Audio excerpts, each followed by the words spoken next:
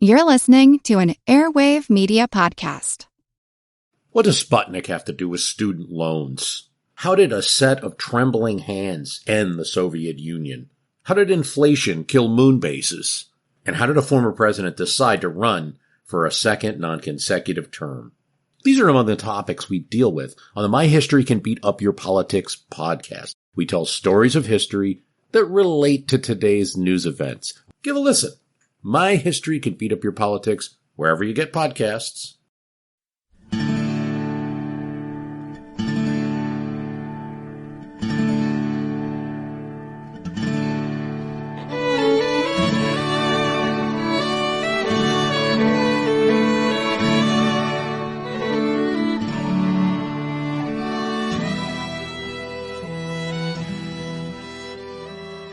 Hey everyone, thanks for downloading episode 101 of our Civil War podcast. I'm Rich.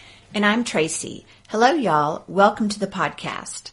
Before we get started talking about the Battle of Pea Ridge, we just wanted to remind y'all that the podcast website has moved to www.civilwarpodcast.org, and that once you're there, you can also sign up to become a member and have access to a couple of extra episodes each month. In fact, the first members episode is already up there on the website. And thanks to those of you who have already signed up to be members. And someone actually suggested we come up with a clever name for those of you who support the podcast by becoming members. Like, for example, Jimmy Buffett fans are known as Parrot Heads. Or Swifties are Taylor Swift fans.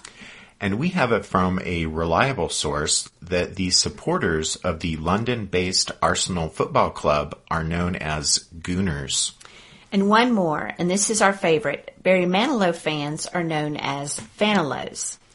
So, in that great tradition, for those of you who become members of the podcast, we came up with the Strawfoot Brigade. And the story behind that is that during the Civil War, when raw recruits showed up fresh from the farm, so to speak, some wouldn't know their left from their right, but they did know the difference between hay and straw.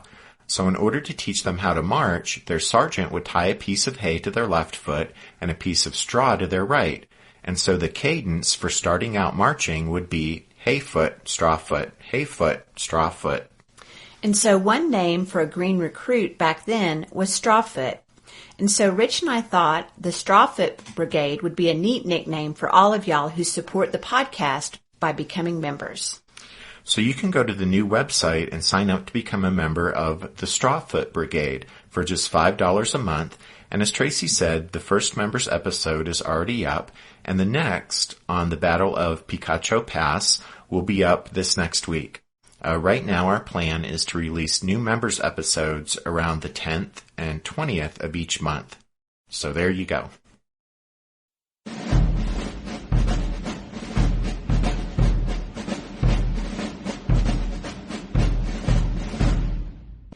The Battle of Pea Ridge took place in northwest Arkansas in early March 1862, just up the road from my hometown of Fayetteville. Pea Ridge, or Elkhorn Tavern as it was also known, is a really interesting battle for a number of reasons. It's one of the rare major Civil War battles where the Confederates outnumbered the Federals. Also noteworthy was the ethnic composition of that Confederate force, as there was a substantial contingent of American Indian troops that participated in the battle. And then there was also an unusual amount of maneuvering and movement prior to and during the battle. In fact, Pea Ridge was one of the rare instances when one side had to completely change front, as the Federal commander had to turn his force completely around, from initially facing south to face northward. At Pea Ridge, we'll encounter some familiar names, such as Sterling Price, Ben McCulloch, and Franz Ziegel, and we'll also introduce some new characters into our story, like Samuel Curtis and Earl Van Dorn. But those already familiar names should sound familiar because we've already encountered them on the podcast when we were talking about what all was happening in Missouri after the start of the Civil War. And you guys will remember that discussion included the Battle of Wilson's Creek and the Battle of the Hemp Bales during the Siege of Lexington, Missouri.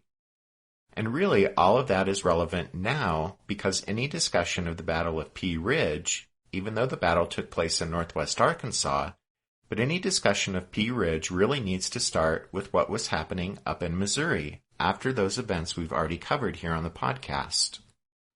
As y'all will recall, in spite of their victory at Wilson's Creek in southwest Missouri in August 1861, Missouri State Guard General Sterling Price and Confederate Army General Ben McCulloch had continued to squabble over strategy and other matters. And so after Wilson's Creek, McCulloch had taken his Confederate troops back to northwest Arkansas, while Price had taken his state guardsmen north to the Missouri river town of Lexington, where in September 1861 he had successfully laid siege to the isolated Union force defending the place. But soon afterward, when a strong Federal column from St. Louis advanced against him, Price couldn't hold Lexington, and he was forced to withdraw back the way he had come, to Springfield in the southwest corner of the state.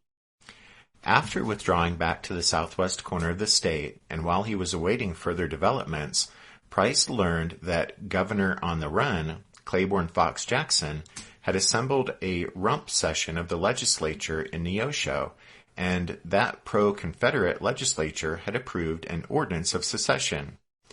The legitimacy of all this was sketchy to say the least, but it was enough to satisfy the Confederate government up in Richmond, and it added Missouri's star to the Confederacy's flag in late November. Jefferson Davis's solution to the problem of the bad blood between Price and McCulloch and their reluctance to cooperate was to create a new Trans-Mississippi district and place a Confederate major general over them both. The commander of this new military district would be a West Pointer whose resume included the professional military background that both McCulloch and Price lacked. The new Confederate commander was Earl Van Dorn.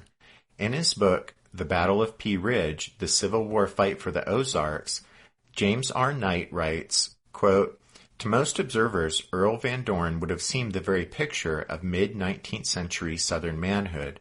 The cultured gentleman, the dashing cavalier, and the natural-born warrior all rolled into one.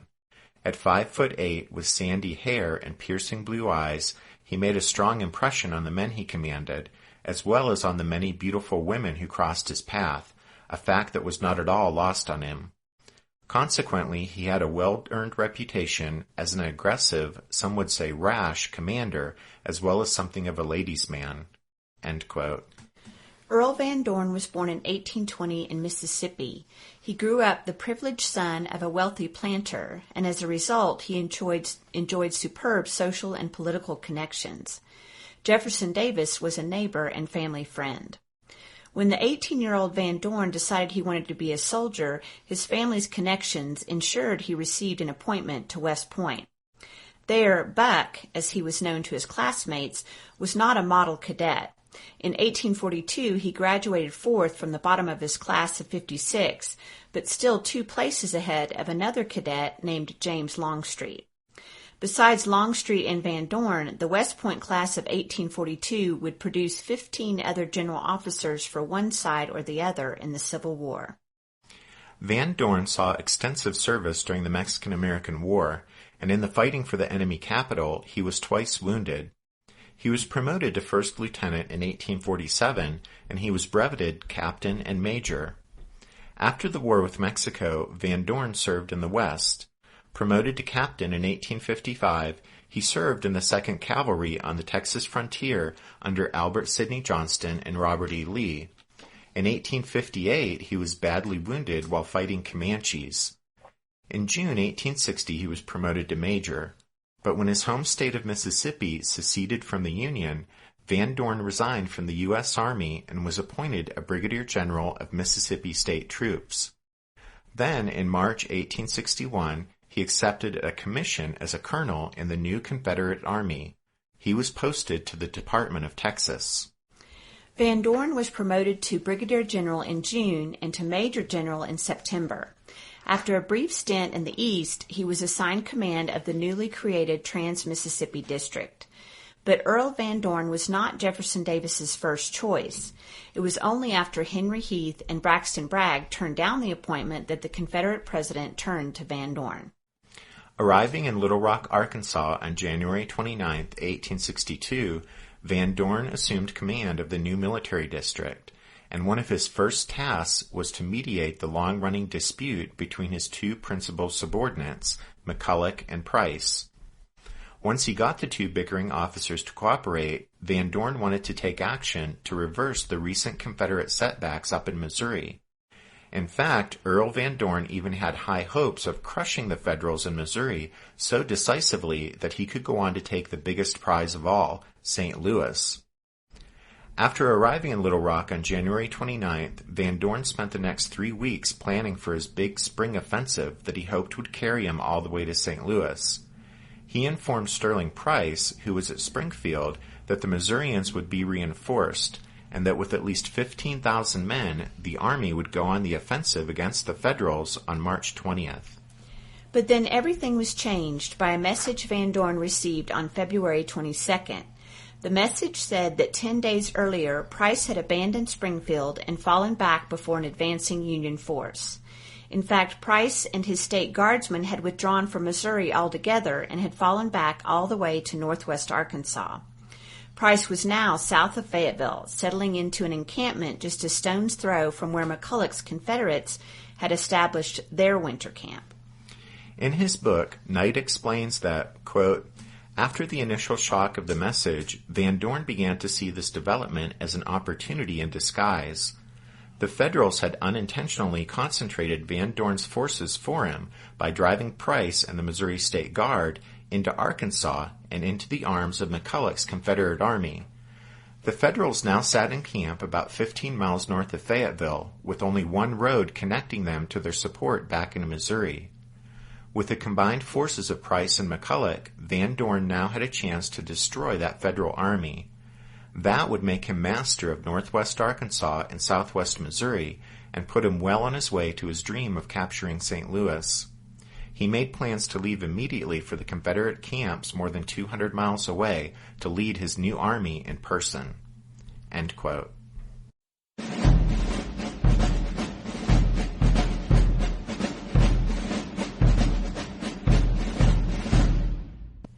That a Federal army was sitting in northwest Arkansas in early 1862 was mostly due to a notable command change that had occurred in St. Louis back in November. On November 19, 1861, Major General Henry W. Halleck had assumed command of the Federals Department of the Missouri. Like Nathaniel Lyon and John C. Fremont before him, Halleck realized that he had to go on the offensive in Missouri in order to drive Sterling Price's ragtag army out of the state. Halleck's desire to drive the rebels out of Missouri as quickly as possible, though, was motivated by his wish to free up troops for projected offensives on the Mississippi, Tennessee, and Cumberland rivers. Halleck realized that every Union soldier stationed in Missouri to counter Price and protect St. Louis was one less Union soldier that could be used in the upcoming river campaigns. And we've backtracked in time, so the upcoming river campaigns we're speaking of here turn out to be Ulysses S. Grant's moves to capture Forts Henry and Donelson. Remember that at this point in the war, Grant is Halleck's subordinate. Exactly. So as long as Sterling Price and his state guardsmen were in Missouri, Halleck didn't feel he could take Federal soldiers away from the state for operations elsewhere in the department. And so to solve this strategic dilemma, on December 25, 1861, Halleck placed Brigadier General Samuel R. Curtis in command of the new military district of southwest Missouri. Curtis's assignment was simple and straightforward. He was to launch an offensive and defeat, disperse, or destroy Sterling Price's ragtag force of rebels once and for all. Once Price was neutralized, Halleck could then take Federal soldiers who were standing idle in the garrisons all across Missouri and send them to be used in operations elsewhere. Halleck never really explained why he chose Curtis for such a critical assignment, but after his arrival in St. Louis, Halleck was no doubt impressed by Curtis's help in cleaning up the corruption and administrative mess left by John C. Fremont, Halleck's predecessor. Samuel Ryan Curtis was born in 1805 in New York, but when he was still young, his family moved to Ohio. He attended West Point and graduated in 1831, ranking 27th in a class of 33.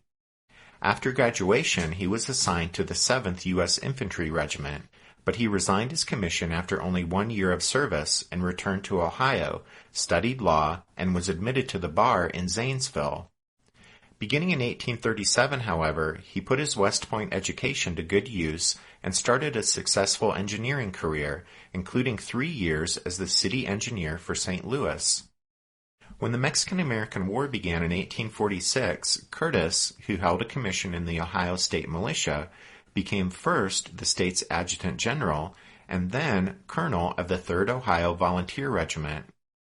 The 3rd Ohio didn't see combat, but Curtis did serve as military governor of several occupied Mexican cities. Curtis went back to civilian life after the war with Mexico. In fact, he returned to practicing law after moving west to Iowa. In early 1856, he was elected mayor of Keokuk, and then later that year, in the fall, he won a seat in the U.S. House of Representatives as a Republican. He leaned toward abolitionism and was an early supporter of Abraham Lincoln. Curtis served in Congress until 1861. After the start of the Civil War, Curtis helped equip and muster in Iowa's first volunteer regiments, and then the men of the 2nd Iowa unanimously elected him their colonel. He was prompt in marching his regiment to occupy the town of Hannibal, Missouri, at the request of Nathaniel Lyon, who commanded Union forces in Missouri at the time. The favorable attention he gained from that movement earned Curtis promotion to Brigadier General of Volunteers in August 1861, at which point he resigned from Congress.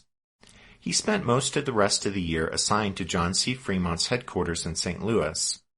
Curtis brought much-needed calm and order to the anxious city, and he also supervised the drilling of recruits at the nearby Jefferson Barracks. And it was in December, after Fremont's ouster, that new department commander Henry Halleck assigned Curtis to command the newly created military district of southwest Missouri, with orders to launch an offensive and defeat, disperse, or destroy Sterling Price's ragtag force of rebels once and for all. In their book, Pea Ridge, Civil War Campaign in the West, William Shea and Earl Hess write, quote, "A reserved and rather formal Victorian gentleman, Curtis was not the popular image of a dashing military leader. He was 56 years of age in 1861, and his much younger soldiers considered him to be a fine-looking old man.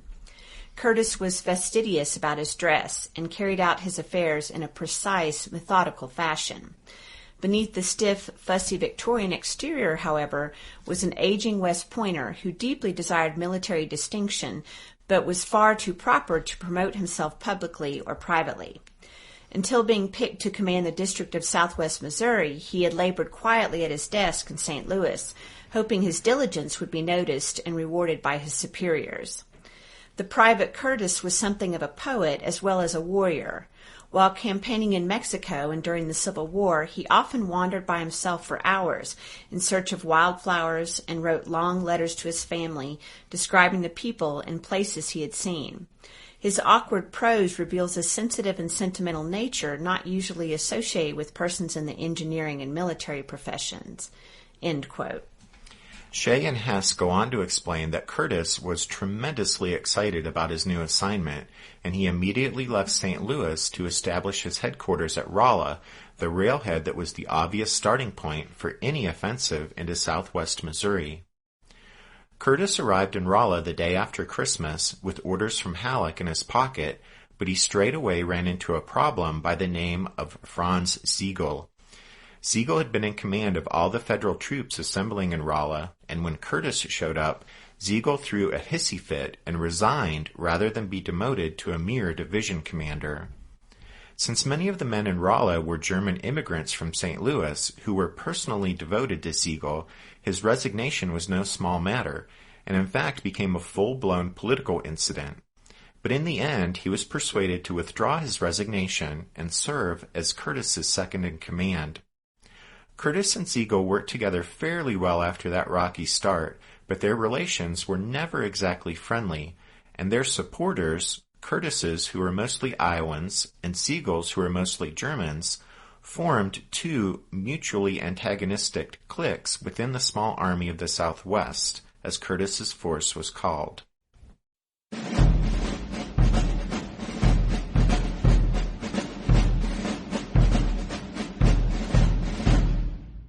Did archaeologists discover Noah's Ark? Is the rapture coming as soon as the Euphrates River dries up? Does the Bible condemn abortion? Don't you wish you had a trustworthy academic resource to help make sense of all of this? Well, I'm Dan Beecher, and he's award-winning Bible scholar and TikTok sensation Dr. Dan McClellan, and we want to invite you to the Data Over Dogma podcast, where our mission is to increase public access to the academic study of the Bible and religion, and also to combat the spread of misinformation about the same. But, in a fun way.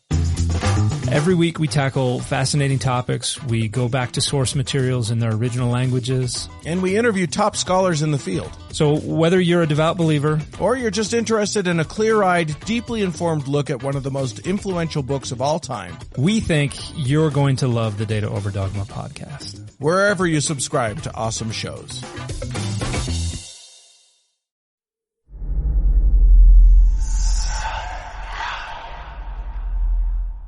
Hey y'all, spooky season is here, and if you're looking for a show to whet your appetite for a little haunted history, then I'd like to invite you to check out Southern Gothic, a chart-topping history podcast that explores some of the most infamous legends, folklore, ghost stories, and hauntings of the American South.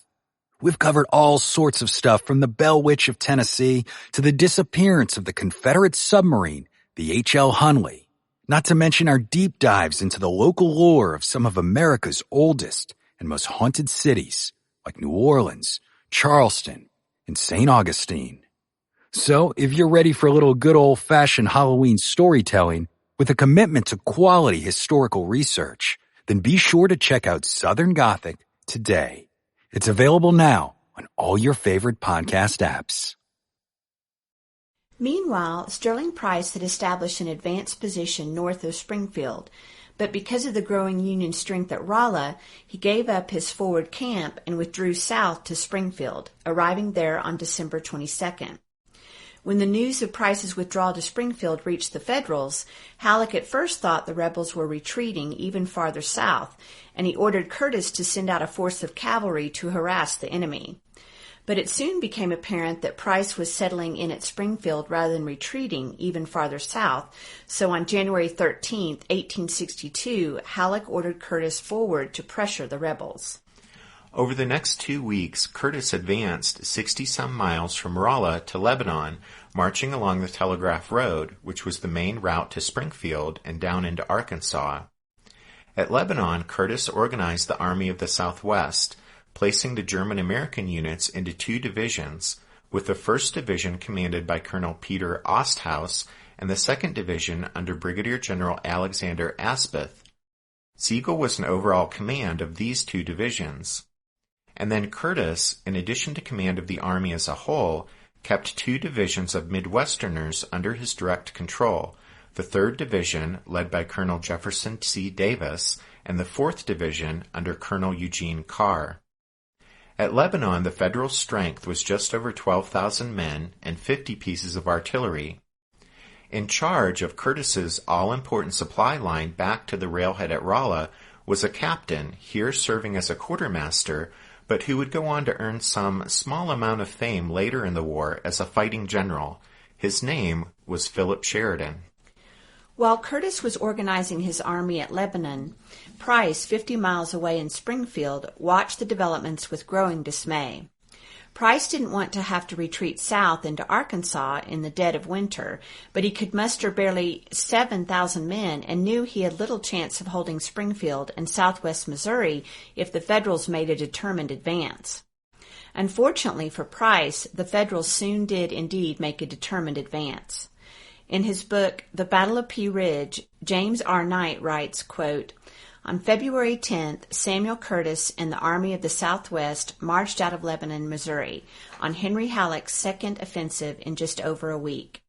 8 days earlier, Halleck had unleashed Ulysses S. Grant and an army that would eventually grow to more than 25,000 on the Confederate forts on the Tennessee and Cumberland rivers.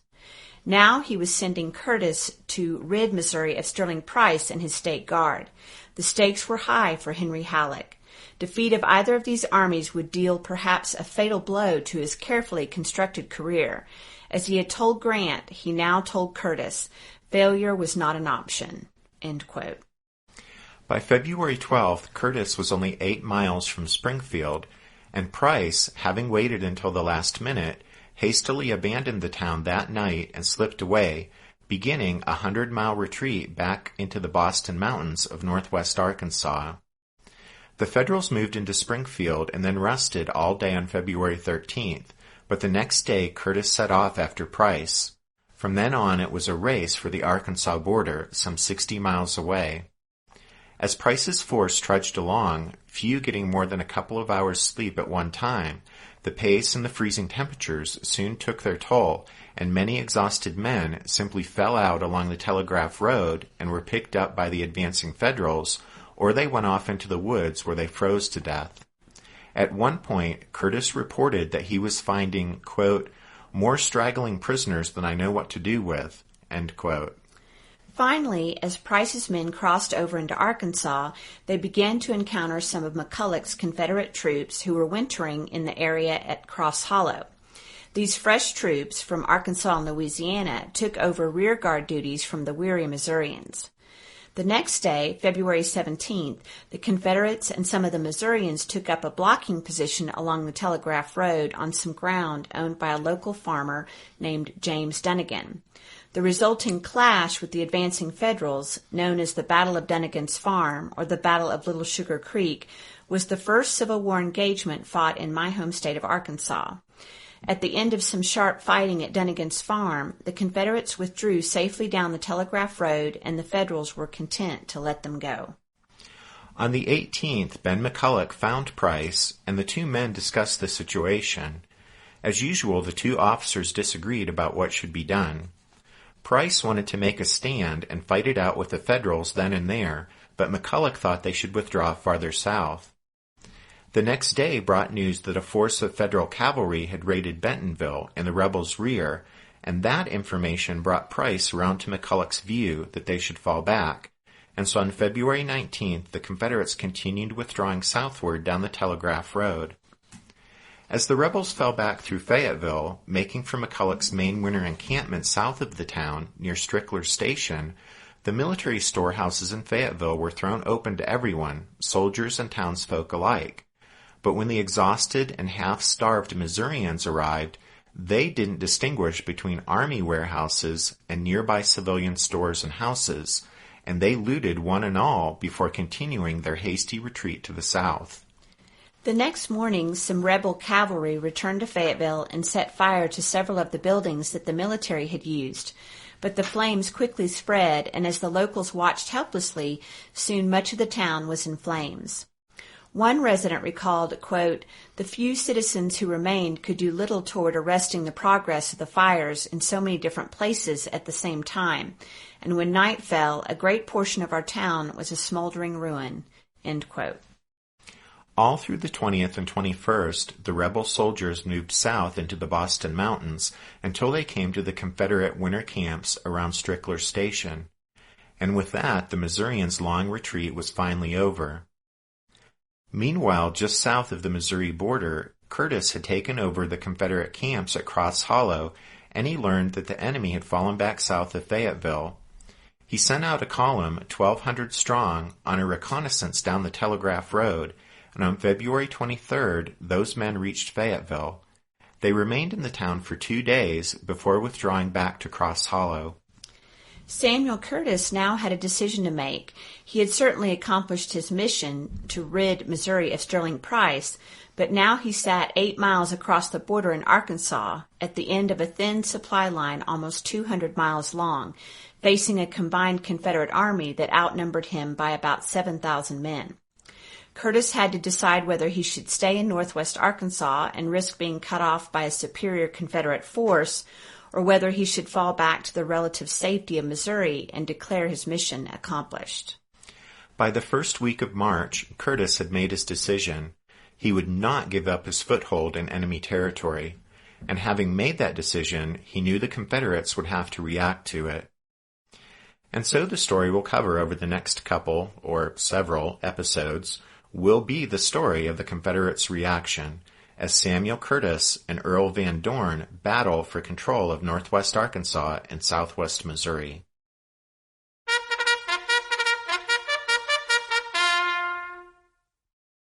That means it's time for this episode's book recommendation. And our recommendation this time is The Battle of Pea Ridge, The Civil War Fight for the Ozarks by James R. Knight. This book is another offering in the History Press's Civil War Sesquicentennial series. In fact, Knight has written several books for that series, and the one on Fort Donelson was one of our past recommendations. But Knight mentions that this book is personal since his paternal great-grandfather and namesake fought at Pea Ridge. So that's kind of cool. But as always, you can find The Battle of Pea Ridge, The Civil War Fight for the Ozarks by James R. Knight, and all of our other book recommendations if you head on over to the podcast website, which is www.civilwarpodcast.org. And one of the features on the new website is a page where we've compiled all of the book recommendations. So rather than searching through all of the old posts, you can simply look at the top of the homepage where it says Book Recommendations and click on it, and you'll find every one of our book recommendations going all the way back to episode number 1. And don't forget that you can go to the website and sign up to become a member of the Strawfoot Brigade. And for $5 a month, not only will you be supporting what we're doing here with the podcast, but you'll get 2 extra episodes to listen to each month. And we want to thank some of you who have already done that, like Rob, Mark, Doug, and Mindy. And Adam, Michael, Bradley, and Lorna. And Ethan, Jared, Michael, and my mom and dad. And also thanks to Roderick M. over in the UK for his donation this past week. So thanks, y'all. Rich and I appreciate the support and encouragement. All right, so one last reminder that the new website is civilwarpodcast.org. And with that, we'll say thanks for listening to this episode of The Civil War, 1861 to 1865, a history podcast. We'll continue with Pea Ridge next week, but until then, take care. Thanks, everyone. Bye.